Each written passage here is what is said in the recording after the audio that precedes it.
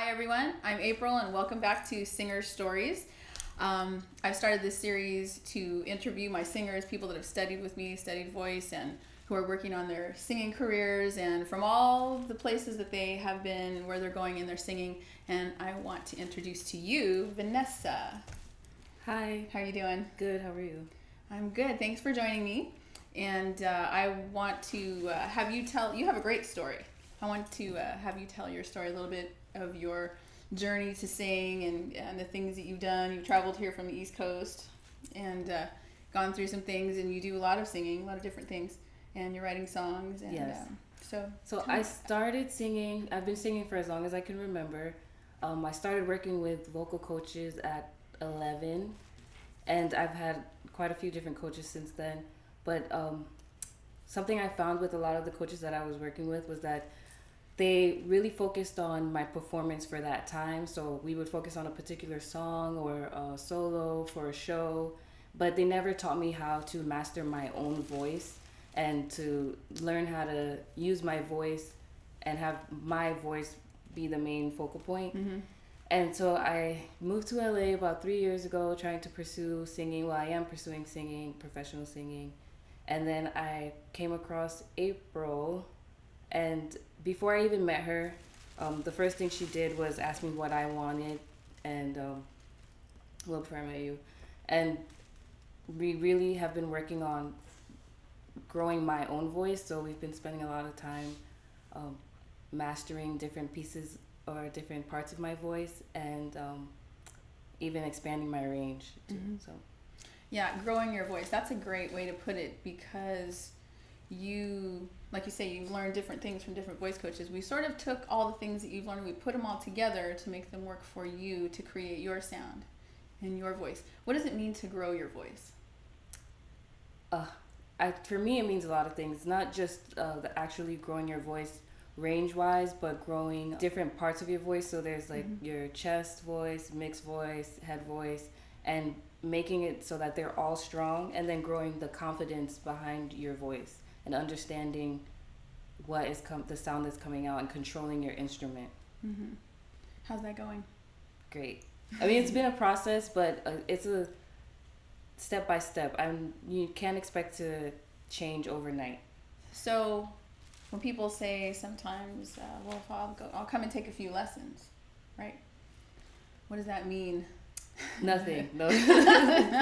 It's good to get an idea of where you may need to go or how far you'll need or how much time you'll need, but a few lessons is not enough.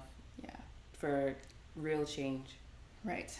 Because you want to develop your thing. Mm-hmm. And we don't know what your thing is until we go through a series of, songs, try things out. Right. You perform in my showcases, which I showcase my singers twice a year, to give you guys a chance in a real theater with professional lights and sound so you can do your thing like a rock star that you are, because you are. So in the showcases, we get a chance to perform, or wherever we perform, showcase different places, performing. What has it done for your performing, the things that we've worked on in terms of building the technique and the style and searching different styles to see which one fits you? Like, how far are you with that, and how has this all helped you? I'm a lot further along. When we first started, whenever someone asked me to sing something, I'm just like, I don't know what to sing. I don't know what's in my range. I don't know what style to choose. But now I'm starting to learn what pieces work for me, how to select songs, how to select production that matches my voice and the style that I sing. Mm-hmm. So where are you going from here?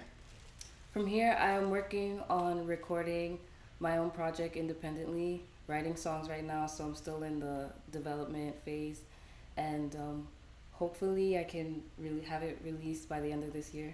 One other thing I want to ask you about is a lot of the things that we worked on sort of tapped into the fear of singing, singing out. Not singing completely because you like to sing and you feel comfortable in the areas that you feel comfortable, but you have recently just sort of gone beyond, that thing that we're afraid of, or singing out. Like, we want to sing out, but yet we don't. So what is that like, and how are you like getting past that? It's difficult because the voice that you hear inside your head, I've learned, well, April has taught me, is not the voice that everyone else hears. So you have to not be afraid and trust your own talent, that what you're doing is correct, because what the audience is hearing is something completely different from what you're hearing inside your head. So you may hear something and think you made a mistake or it doesn't sound right, but when you hear your playback, it's something totally different, and it was something amazing.